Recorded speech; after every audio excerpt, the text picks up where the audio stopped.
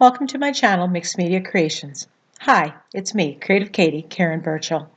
Today we have an art journal tutorial, step-by-step process video, telling you all the inside tips and tricks. If you want to support my channel, you can shop through my Amazon influencer links, or you can click on the PayPal link. Both of these are in the description box below. Want to support my channel another way? Hit the subscribe button. Share this video with your creative friends. This page is called Let Dreams Take Flight.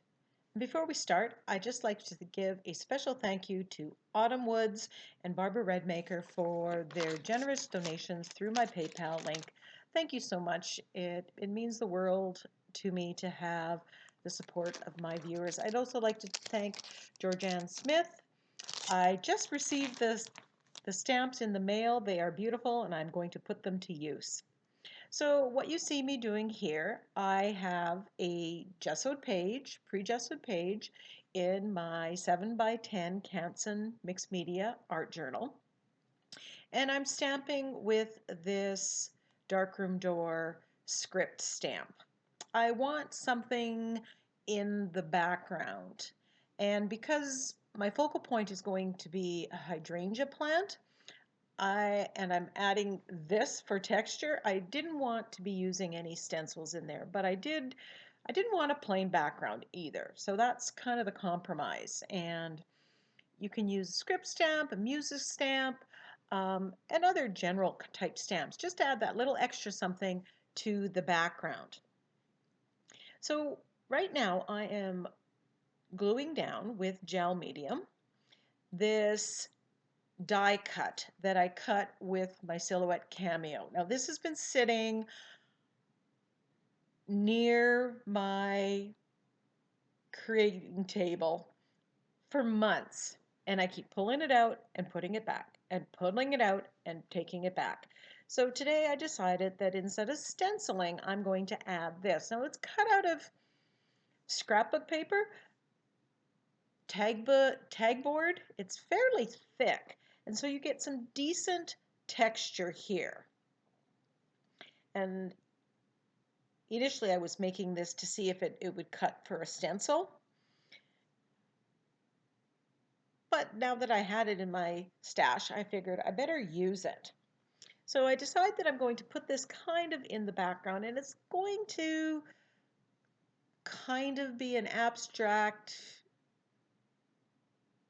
trellis because I'm doing a garden scene. I just got the Stampendous hydrangea stamp, and I was determined that I have to put ink on it and start using it. So that kind of dictated the color scheme and that it's going to be a garden theme.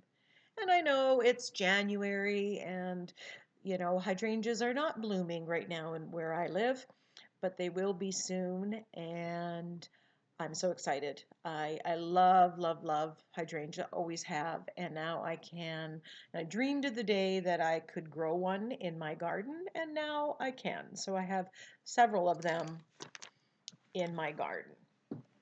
And so when people ask about, where you get inspiration from, sometimes it's your own dreams and your other passions like gardening. I love flowers and gardening. So I'm just cutting that off.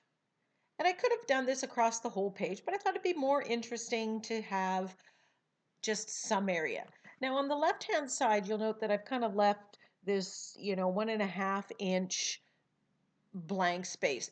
That's where I'm planning on putting the hydrangea. So I'm not too worried about that. That's going to be covered with flowers. So it's going to look like the flowers are in front of this trellis. Now I did think about painting the die cut white before I put it on, or giving it a coat of gesso, because I really wasn't fond of that color.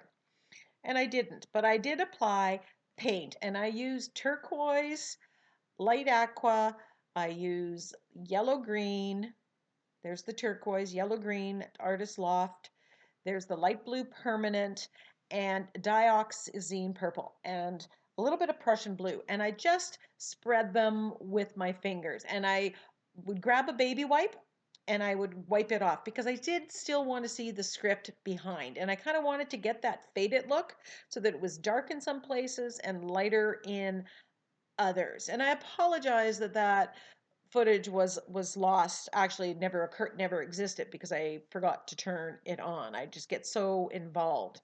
Now you'll notice that the yellow green that I put in the middle that mixed with the other colors, it just adds that sense of lightness in there, and it's just spectacular in the colors. And this is why I like blending the colors right on the page and using my fingers, because you end up with these mixes. Now I have my white and I'm just, getting it on my finger, the pad of my finger, and I'm rubbing it onto the trellis. I want to kind of give this a whitewash look and soften the overall look. And it's catching in the texture that's there. You could do this if this was modeling paste as well. So if you don't have a die cut that's this big and you put down the trellis, using a stencil or some kind of stencil, you can go on over top and just kind of white it out. I just kind of wanted to knock it back and make this a little bit more muted. So I'm getting very little on the pad of my finger and just rubbing it. And I'm okay that some places are a little darker than others. And, some of it's even getting on the low spots. I try using a stencil brush, but I really preferred using my finger. I just want to bring out that texture. I want to make that stand out. Alternatively, I could have put the color on,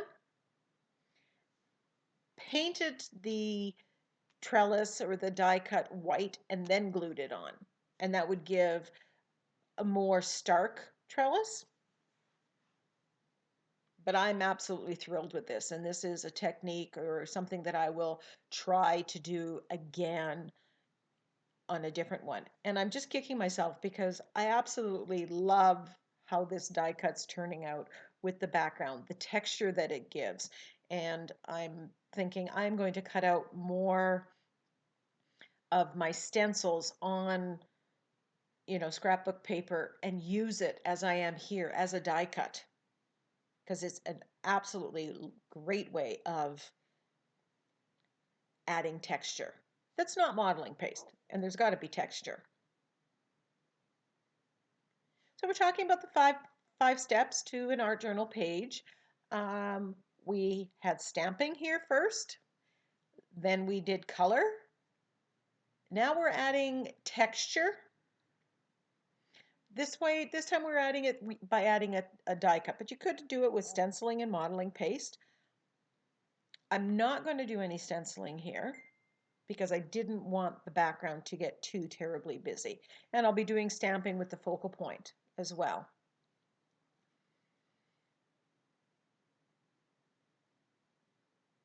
So most of those components are here. They're just in a different order. And you can play with the order and you're going to always get a little bit of a different effect. And that's the fun part. So if you go back to the beginning before I started adding the white and compare, I hope you agree with me that adding the white just really added. Now this hydrangea stamp is from Stampendous, and I'll put a link to the stamp in the description box below. And I'm just using my stamping platform here, my Tim Holtz one, and stamping it on, this is brayered paper. I built my stash by brayering paper in colors, and these colors happen to be the colors of my hydrangea and my background. So I'm just using the archival ink and I'm stamping.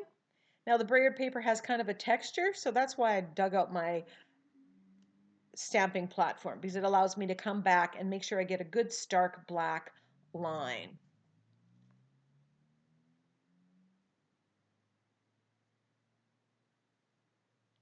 The big archival ink is great for stamping, but you can't really flip it over and do it on the stamp. Now this hydrangea stamp is huge. It is as big as my hand, and I love it for that. And I think I'll be able to use it. Just even adding texture into the background. I think I would put it on the back of an art journal page, just like I did the script stamp, and then create on top of that. And that would just add some textures there. I always feel like I should put a disclaimer anytime I'm doing stamping because I am so not good at it. It's very incomplete and very messy, and inevitably I end up with ink all over my hands. Card makers would shake if they saw me up close. So I'm just stamping on that. Now, if you don't have jelly prints or something in your stash, you could very easily just take and mix those paints on a page, create the colored paper as is, and just, right at that time. But that's one of the nice part about building your stash, because then you have those papers, gel prints, colored papers at the ready. So when you want to go, you open up the blue or purple folder and you just kind of flip through it and you can find what you want. So I'm not going to bore you with me cutting out all of this. I do all the fussy cutting off camera, and I do some more stamping as well.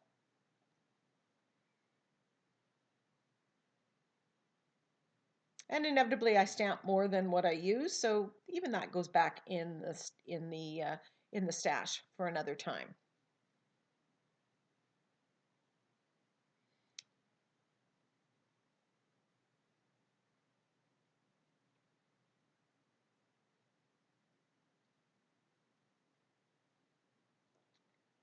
So there's my page, and I absolutely love this background. And now I'm just playing with the fussy cutted hydrangea blossoms, and I'm putting this, figuring out how much I want. Where do I want this? And I thought, oh, I'll put one over here. So I have three on the one side, one on the other, and I think that makes for an interesting composition.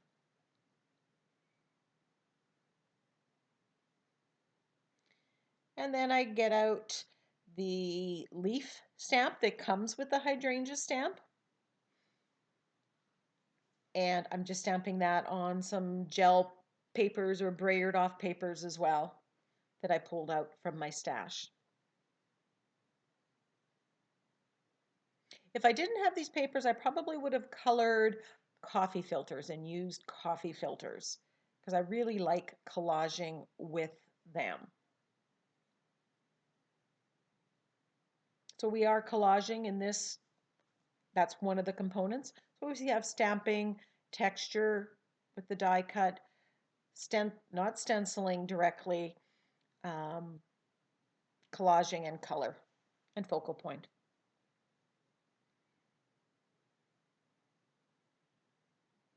The benefit of using a gel print or brayered papers is you get that mixture of dark greens and light greens. I got the mixture of blues and purples on for the hydrangeas. So more fussy cutting for me. Now I have this open space, and I thought, oh, I'm going to put a dragonfly. And I have this dragonfly stamped on, it's the inner ply of a napkin that I've peeled back. And I've discovered that if you stamp on these and then glue it down, it becomes very translucent and you can almost see the colors from underneath.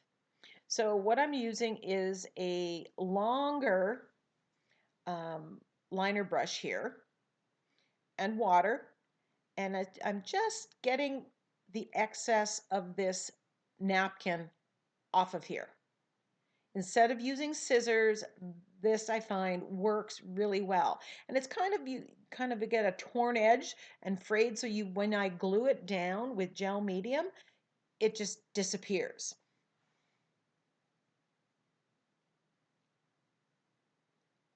It also, because it's not flat, I could just stamp on there and paint, but I find this gives a little bit of extra texture, which I love. This stamp also, this dragonfly is on, there's a small one, but the big one is a nice size, and it works well on, well, this 7 by 10 page, but it also works well on an 11 by 14 or 9 by 12 page. So I recommend it for art journaling. They're kind of neutral. I do a lot of things with dragonflies and butterflies and flowers, so I know I'm going to get my use out of them.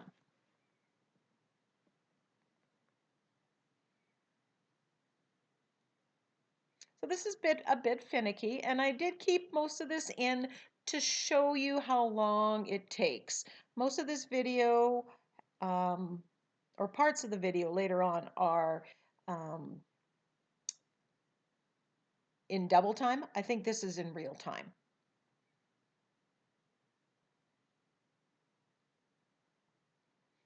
If you're a beginner, you need to know how long this takes because you get a distorted idea when you watch videos, when they're sped up, of the fact that these people are creating these things so incredibly fast.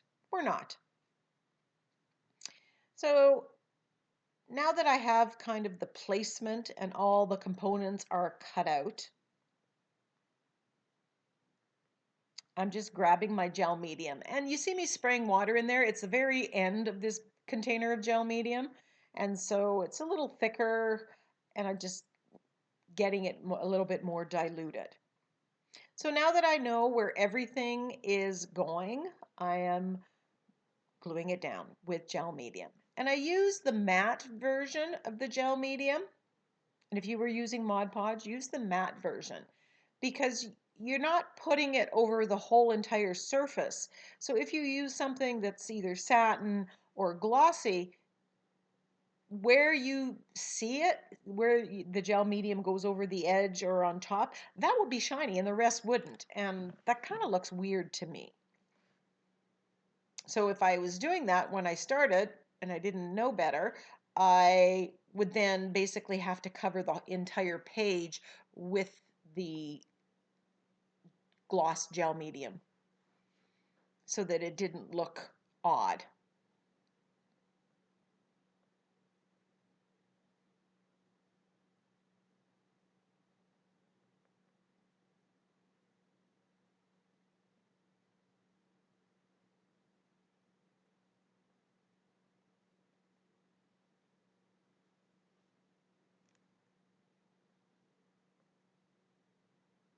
Now I wanted this underneath, and of course I didn't glue it first, and it's completely dried down. So I kind of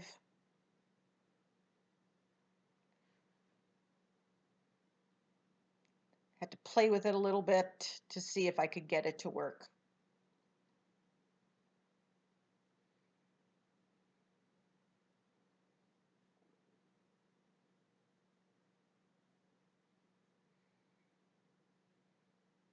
But there's always a way. Now when it comes to the gel medium and putting it on the napkin, I made sure I diluted the gel medium and I'm being very gentle. It's very easy to rip the napkin.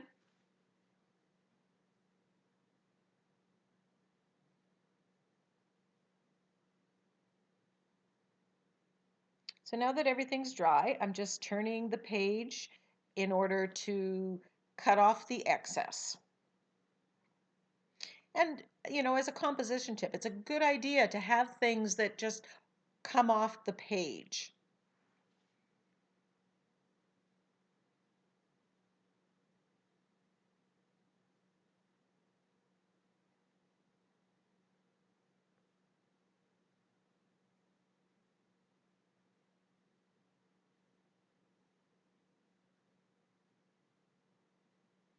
And you can see there my brayered papers, they were advertisements and stuff out of the recycling bin.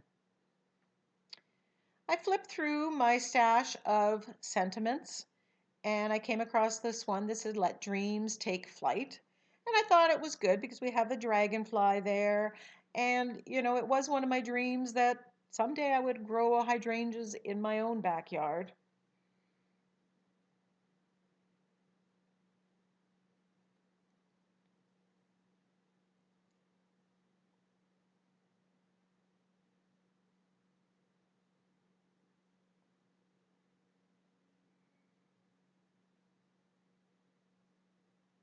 And I'm being very gentle here.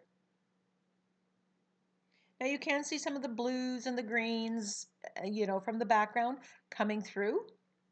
And I could have left it just as it is without painting it, and it would have been fine.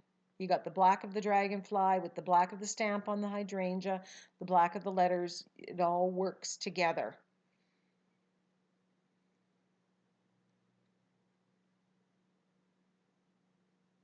And there's no ring of white around my dragonfly from the napkin.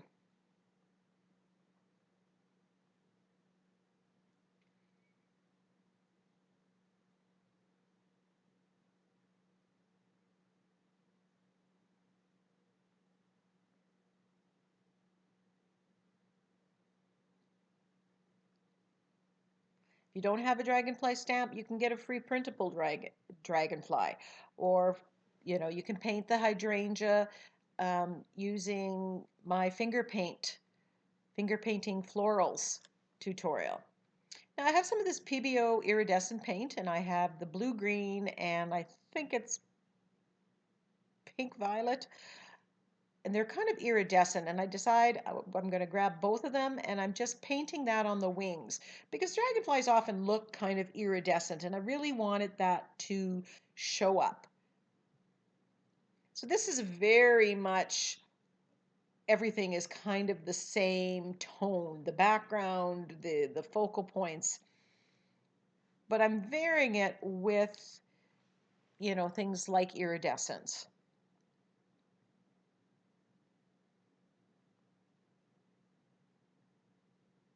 Now, when you've stamped it and then you put paint on top, you lose some of the preciseness of the black lines.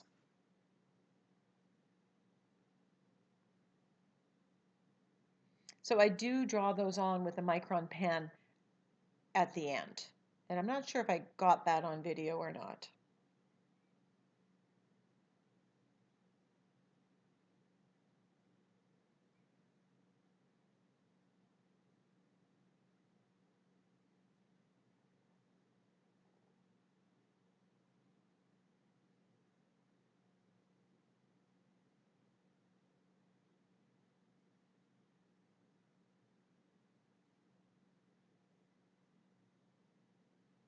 Oh, I'm just loving that background. And then I decide when I have both of these paints out, I'm just going to add water to them and splatter with both of them so that iridescent is all over the page.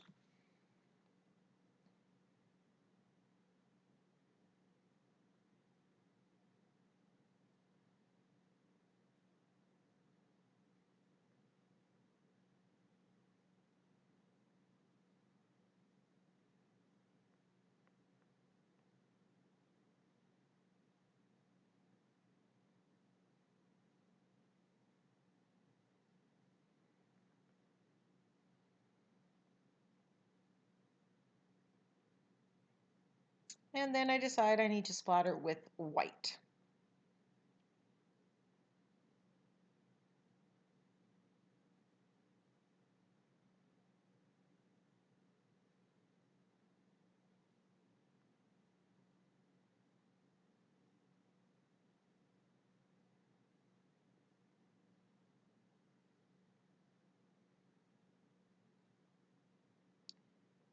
Now I'm taking the Prussian blue acrylic paint and I am just edging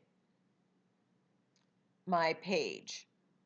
And I'm using the float technique here around the edge and an angle brush. And I just find that, I would say 99.9% of the time I edge my page, my canvas, ATC, iCAD, whatever.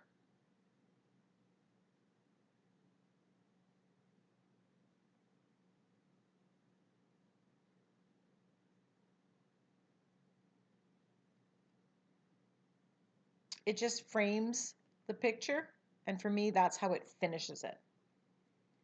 I'm just adding a little bit of the darker blue on the Dragonfly just to get it so it looks good to me.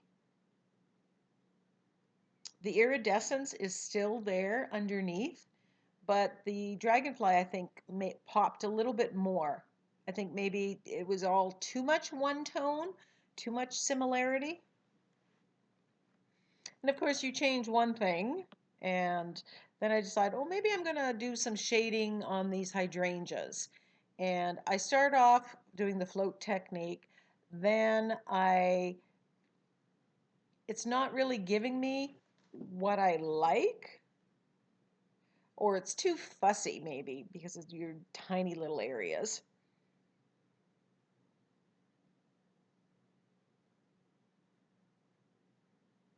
So I go to Plan B. Actually, you're going to see Plan C. Plan C is using my Inktense blocks. Plan B was I tried using my pencils and coloring in, and then I just prefer using the blocks to the pencils. They're the same colors, and I'm taking two colors here and I'm just adding them, adding one, adding the other, smudging them with my fingers, dabbing some off, and really heightening the whole color of the hydrangea. So it kind of stands out a little bit more than it did just as the brayered papers. I still get the texture from the brayered papers and some of the highs and lows, but it just added depth to the page. And the Inktense blocks are a wonderful way of doing that. You can change the color on a magazine page. You can use it for shading or highlighting. They, once dry, they are permanent because they are ink. They are not watercolor. So they are good for that. They will, as in they will not reactivate after they're completely dry. And I'm just using it to shade around these letters in much the way that you've seen me doing with the Stabilo All Pencil or using the float technique. I'm going to put a link to the series of videos that I did using those Inktense blocks because I actually created 7 videos, a whole series of all the ways that you can use the Inktense blocks in mixed media. They can replace a lot of other supplies. You can mix them with gel medium, you can make sprays out of them, you can use them for stamping, shading. And in those videos, while they take a long time to watch, you will get a lot of information. And if this is a product you have that you're not using, or if it's a product that you're interested in, that will give you ideas of how you can maximize its use. They are not inexpensive. They are, but they are well worth it. Then I'm using a stylus and white paint, and I'm just dotting the middle of the hydrangea. One of my hydrangea bushes has a very white little center. Some of them don't. But I thought, oh, I just like adding that little bit of white.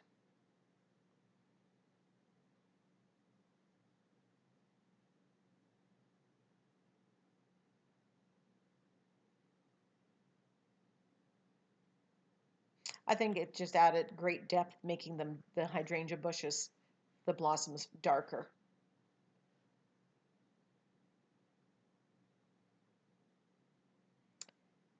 Then I grab my fine line bottle, and this is in Prussian blue, and I'm just going to outline the words.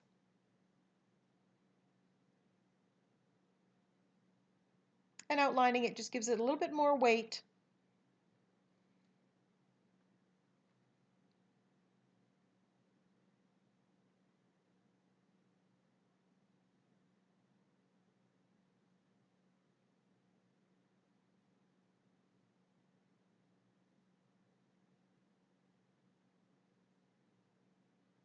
I add the antenna, I take that off because I didn't like it.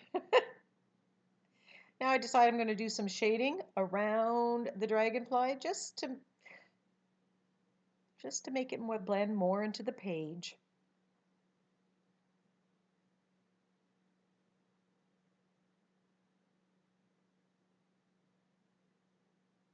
I had a lot of fun creating this page, doing some things a little bit different. I like the color combos. I'm going to use these ideas that I use on this page, probably on a canvas. That's what I'd use my art journal for. I use it to explore and experiment and come up with ideas that I can use in my canvases. Leave me a comment below. Give me a thumbs up. Share this video with your creative friends. Let YouTube know that you like my videos so they can continue to play them. And enjoy the close-ups. Wouldn't that make a lovely ATC just like that? There's a close-up of the texture that you create with the die cuts.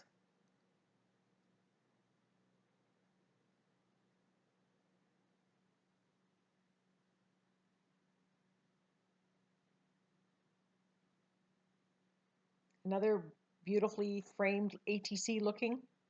You can see the script stamp behind. There's a close-up of the die cut again with the whitewash scraping. Thanks for watching. Bye.